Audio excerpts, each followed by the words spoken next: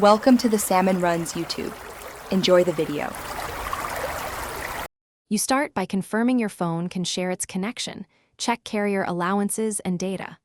Once done, charge the device above half and enable Wi-Fi and Bluetooth so you can choose a method. Now pick a tethering option: Wi-Fi hotspot for most devices, Bluetooth for low power, or USB for stable throughput. Make sure any required drivers or permissions are ready on the client device, and prepare to enable the hotspot or connect the USB cable immediately. You now configure the chosen tethering method precisely. For Wi-Fi hotspot, set a clear SSID and a strong WPA2 or WPA3 password. Pick 2, 4 GHz for range or 5 GHz for speed.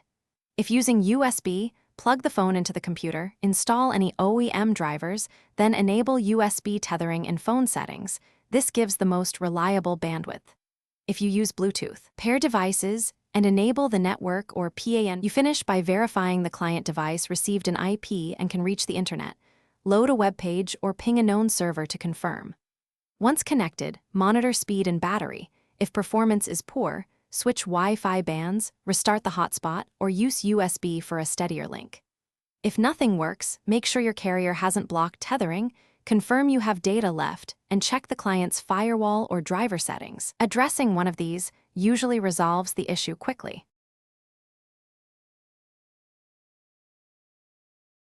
Thanks for watching. Consider subscribing if we helped you.